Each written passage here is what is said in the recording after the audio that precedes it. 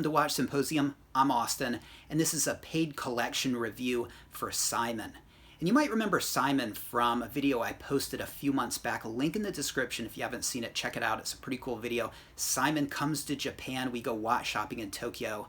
There's a Rolex purchase. There's a pile of money involved. There's a fake Rolex involved. It's all in that video. Link in the description. But if you want to put a face to a name, that's the man himself. That's Simon. All right, so in this video, we're going to read his email. In the second video, we're going to look at his extensive Rolex collection. And in the third video, we're going to look at his other watches, his Omega watches and his Seiko watches. So let's get into his epic War and Peace email that he sent me. Simon writes, I live and work in Thailand and have a routine life. So the watch collecting adds some intrigue and reward for all my hard work. Also, whenever I pull the trigger and buy another watch, I feel a sense of risk and excitement. I have two lovely kids and a tolerant wife who also loves the watches. Well, talking about the excitement of buying a watch, I mean, there's nothing like buying your first good watch. I mean, it's quite an adrenaline rush. I felt it with the 14060, no date sub. After that, it's been a case of diminishing returns. I've never been able to capture that feeling again. And maybe that's why people flip their entire collection and start afresh, trying to recapture that. But that's good that he feels it with his watch purchases. I don't really anymore. And the feeling that I do feel of elation and you know, that adrenaline rush is sort of dampened by my regret of adding a watch I probably know I shouldn't be adding. So those days are over for me, unfortunately, I think. The expensive watches represent milestones in my life, and the obscure vintage pieces are more about my obsessive collecting nature. I probably watch too much YouTube, which encourages me to buy more and more watches. I have an antidote to that. I'll get into that in a minute. When I've had a busy day, a way to wind down is to tune into the watch repair channel on YouTube, where watches are stripped down and repaired. I really get a sense of the effort and skill that's gone into my watches. I love that channel. He's got a great series breaking down the G&T Master 2 16710. It's a really interesting video. Quality videos there.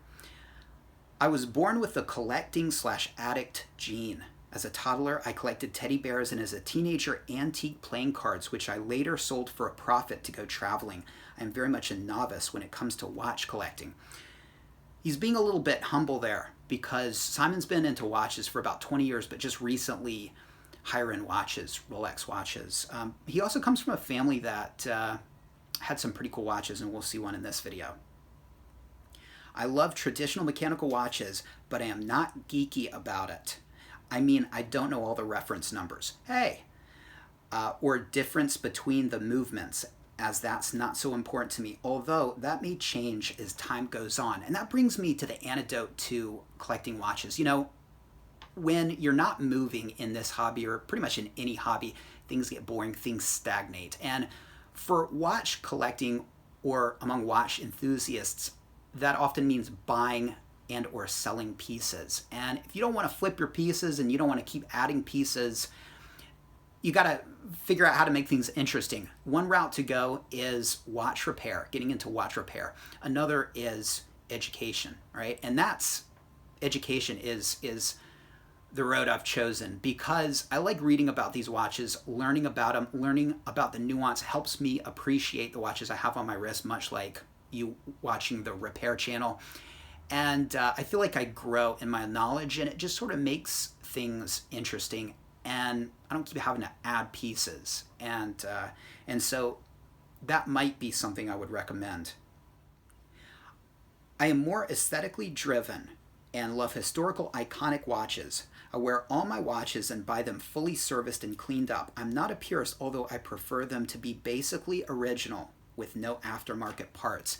And I think that's an absolute minimum requirement when you're talking Rolex watches. I am focusing on Rolex, Omega, and Seiko right now. My collection has developed from the ground up really. Started buying vintage low-cost watches in London 20 years ago, and now I have become more and more extravagant with Rolex. Recently, I have given away lots of watches I don't wear or want. mainly to family and staff members. This is to refine my collection down or my head will explode. And look, if you have a lot of horological mouths to feed in terms of service costs, it can be pretty expensive, so that's probably a good idea. My father always wore a classic solid gold watch that I used to look up at as a little boy and always admired it.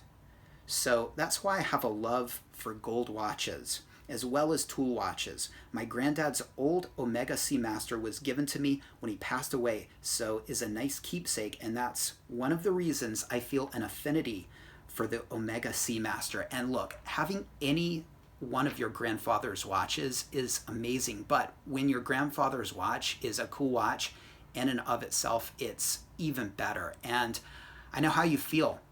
I've got 3 of my grandfather's watches, and I know what you mean. It endears you to the brand.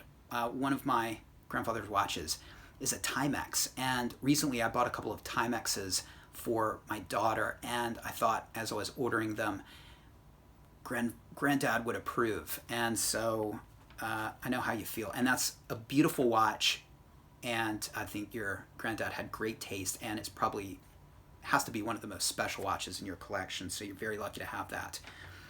And that's one of the reasons, guys, why you don't want to pass on shitters, okay? Because it's great to have a grandfather watch, but again, if it's a watch that's worth having itself, it just makes all the more valuable and special, and it makes it serviceable, and other people respect it, and it's not just a matter of sentimental value, but actual intrinsic value as well. So Rolex has a certain level of mystery, hand-built, and the science behind the materials used, etc. is something I really like. And look, I'm sure somebody will comment in the comment section about hand-built. Look, a lot of human hands are involved in the production of a Rolex, but machines as well, which doesn't bother me, because if a machine can do better than what human hands could, I'm all for it. A lot of people say that Rolexes are mass-produced. I don't think they're mass-produced. I think that's overstating it, but they do produce a massive amount each year.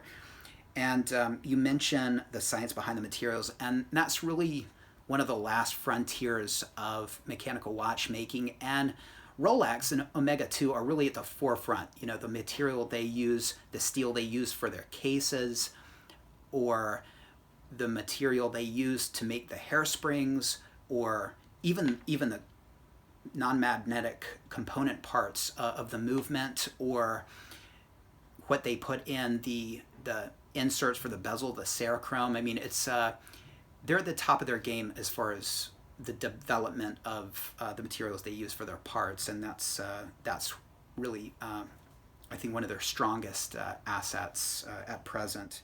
I try to wear all my watches alternatively, selecting according to need or activity that day. Or if I don't have a particular reason, I look to see which watch date is stopped closest to the day and put it on. And that's a different watch wearing philosophy. It's not one that I share. A lot of people like to match their watches to their clothes and, you know, have a different watch each day. For me, I like to wear a watch for weeks at a time. And in fact, you might have seen glimpses of it. The Vostok Bluesy, and I've had this on for at least 2 weeks. You know, I still am fiddling with Vostok since that last video where I showed you them, right? It was a couple videos back. And I love to really appreciate the watch, you know? I think people that change their watches out each day might be inclined to one-night stands. And look, I have nothing against one-night stands, but if I take you home once, I'll take you home half a dozen times. I want to really get to know each and every part of you and feel the same way about a watch. And I just don't do it, can't get it, can't feel it after 24 hours. So I really like to take my time, really enjoy it. And then when I'm ready to move on, experience something different, then I put it on. It's just a different watch wearing philosophy, but that's the way I feel. Note, all right, this is the last little note he writes at the bottom. Coincidentally, George Daniels, who I respect and who developed the coaxial escapement, lectured at the City University of London and was a colleague of my father's who was also a professor there for over 30 years at the same time as George. That's really cool. 2020 hindsight, I bet you wish you had stopped by and talked to the horological legend himself, but that's pretty interesting. All right, let me know what you think. We're going to continue this in part 2. We're going to look at his Rolex watches.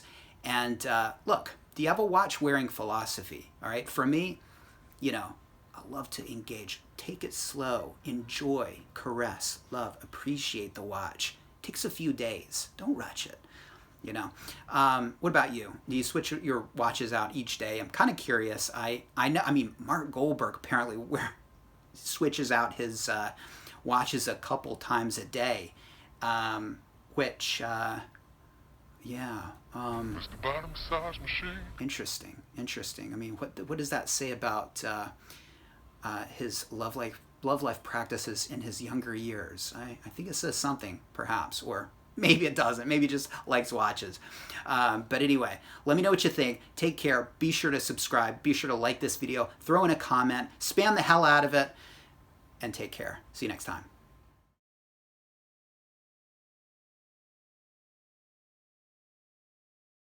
Bottom Massage.